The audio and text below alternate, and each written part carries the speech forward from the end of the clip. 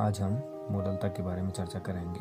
जैसा कि इसको डिफाइन किया जाता है, 1 किलोग्राम विलायक में उपस्थित विलेय के मोलों की संख्या को विलयन की मोललता कहते हैं। इसे स्मॉल m से प्रदर्शित करते हैं। तो small m is equal to विलेय के मोलों की संख्या बटे विलायक का द्रव्यमान किलोग्राम में। यहाँ पर हमें विलायक लेना है, न कि विलयन, यानी विलायक का द्रव्यमान यहाँ पे लिया जाएगा और वो भी किसमें, किलोग्राम में उसको बदला जाएगा। इसको इस तरह से लिख सकते हैं, n जो मोलों की संख्या हो गई और Wkg जो है ये विलायक का द्रव्यमान हो गया। विलेय के मोलों की संख्या को इस तरीके से निकाल सकते हैं, n = WA/Ma, अर्थात जो भी द्रव्यमान हमको दिया जाएगा विलेय का, अगर हम उसके मोलर द्रव्यमान से उसे विभाजित कर देंगे, भाग दे देंगे, तो हमें जो है मोलों की संख्या निकल के आ जाएगी। WA इज द विलेय का द्रव्यमान, यानी ये जो है मॉस ऑफ सॉल्यूट होगा। विलेय का मोलर द्रव्यमान यानी मोलर मॉस होगा विलेय का सॉल्यूट का। इसको इस तरीके से लिखा जा सकता है, अगर हम इसमें इसको रखें, यानी ये WA/Ma जो है, यहाँ पर WA/Ma ये मोलों की संख्या हो गई और ये मॉस हो गया, यानी ये मॉस हो गया किसका, सॉल्वेंट का। ये मॉस हो गया सॉल्वेंट का। इसको इस तरीके से लिखा जा सकता है, WA/Ma इंटू Wkg, ये ऊपर आके 1/Wkg हो जाएगा।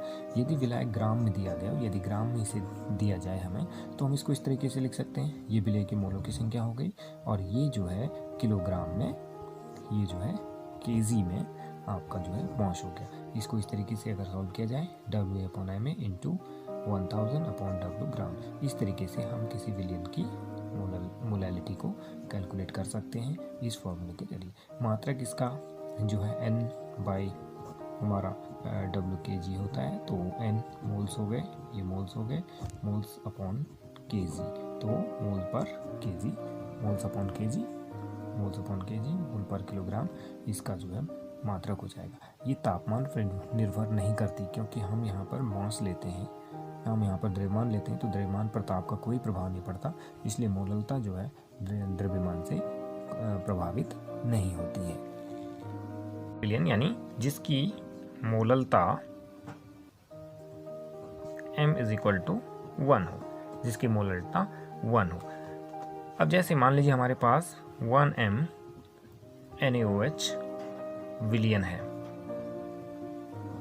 तो इसका मतलब क्या है, 1m का मतलब हो गया कि मोलर मास, यानी NaOH के मोलर मास को 1 किलोग्राम में डिसॉल्व किया गया। इसका मतलब है कि NaOH के मोलर मास यानी मोलर द्रव्यमान को 1 किलोग्राम सॉल्वेंट में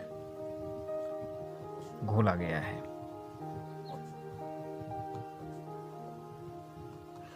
यानी NaOH का मोलर मास कितना होता है, Na का 23 धन 16 धन 1 इज इक्वल टू 40। इसको ग्राम में चेंज कर दें हम, 40 ग्राम को हमने 40 ग्राम NaOH को कितने में, यानी 1 किलोग्राम, या इसको आप लिख सकते हैं और 1000 ग्राम में जो है घोला गया है। ये इस स्मॉल m का मतलब होता है, किसी के लिए भी हो सकता है स्मॉल m का मतलब, यानी उसका आपको मोलर मास निकालना है और उसको ग्राम में चेंज करना है और देन उसको 1000 किलोग्राम में या 1000 ग्राम में उसको डिसॉल्व कर देना है। यही जो है 1m m से मतलब अभिप्राय होगा। इसके अलावा और टर्म है डेसीमोलल, यानी डेसीमोलल का मतलब हो गया 10 की पावर -1 m सॉल्यूशन। सेंटीमोलल का मतलब हो गया 10 की पावर -2 m सॉल्यूशन। मिलीमोलल का मतलब हो गया 10 की पावर -3 m सॉल्यूशन। डेसी का मतलब होता है 1/10, सेंटी का मतलब होता है 1/100 और इसका मतलब होता है 1/1000। तो इस तरीके से हम लोग जो है इन ये टर्म्स है कि 20 ग्राम NaOH को 200 ग्राम जल में घोला गया, 200 ग्राम जल में घोला गया, मोललता ज्ञात कीजिए। 20 gram of NaOH is dissolve in 200 gram of water. तो यहाँ पर ये वाला जो है हमारा ये सॉल्यूट है और 2000 जो 200 जो है ये हमारा सॉल्वेंट है, ये हमारा सॉल्वेंट है। तो हमारे पास हम जानते हैं जैसे कि m = हमारे पास हो सकता है number of moles present in 1 kilogram of solvent, यानी यहाँ पर हम लिख सकते हैं विलेय के मोल अपॉन विलायक का द्रव्यमान। इसको पूरे फॉर्मूले के जरिए अगर हम रखें तो हमारे पास फॉर्मूला निकल करके आता है WA अपॉन MA गुणा 1000 अपॉन W ग्राम। हम यहाँ से ले लेते हैं इस तरीके से। अब हम हमको दिया क्या है, WA हमको दिया गया है यानी 20। ये क्या है, विलेय का द्रव्यमान है हमारे पास और ये विलेय का मोलर मास है। तो हम यहाँ पर MA कैलकुलेट कर लेते हैं, वो है हमारे पास NaOH। ये हो गया आपका 23 + 1 + 16 + 1 = 40। ये कितना हो गया, 40 हो गया।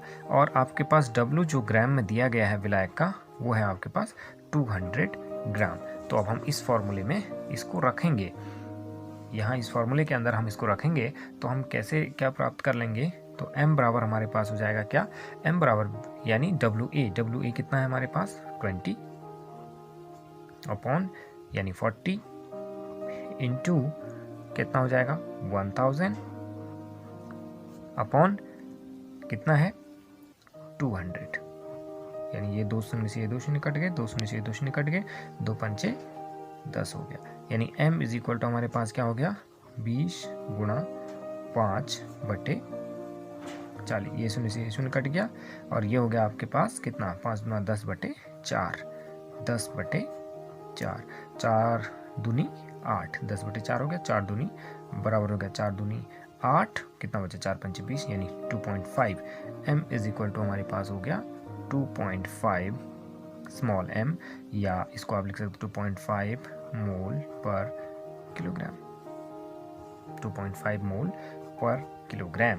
ये हमारा जो है मोलैलिटी हो जाएगी। नेक्स्ट क्वेश्चन है कि 20 ग्राम NaOH 200 ग्राम बिलियन में उपस्थित है, 200 ग्राम बिलियन में उपस्थित है, मोललता ज्ञात कीजिए। 20 gram of NaOH are present in 200 gram of solution, find out the molality. अब पहले वाला ही जैसा क्वेश्चन है, डिफरेंस क्या है पहले और इस क्वेश्चन में। पहले क्वेश्चन में क्या था कि 200 ग्राम जल लिया था, यानी सॉल्वेंट आपको दिया गया था, यहाँ पे सॉल्वेंट नहीं दिया गया, यहाँ पे सॉल्यूशन है, यानी ये जो 200 ग्राम है ये सॉल्यूशन का मॉश है न कि सॉल्वेंट का।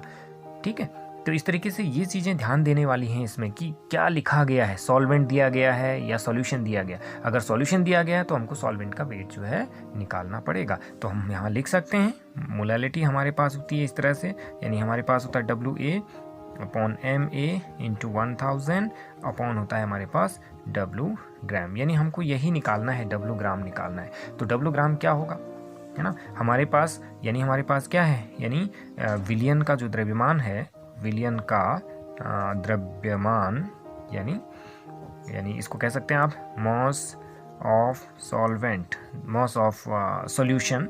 मॉस ऑफ सॉल्यूशन कितना है हमारे पास 200 ग्राम है, 200 ग्राम है, 200 ग्राम है। तो ये 200 ग्राम में जो है सॉल्यूशन के अंदर क्या होता है, सॉल्यूट प्लस सॉल्वेंट है, यानी ये 200 ग्राम जो है ये क्या है, सॉल्यूट प्लस सॉल्वेंट है ना, सॉल्यूट प्लस सॉल्वेंट है। तो हमारे पास जो W ये होगा, यानी हमारे पास विलायक का जो द्रव्यमान होगा, विलायक यानी सॉल्वेंट का द्रव्यमान जो होगा, सॉल्वेंट का जो द्रव्यमान यानी मॉश होगा, वो कितना होगा 200 माइनस कितना 20 = 180 ग्राम, 180 ग्राम, 180 ग्राम हो गया।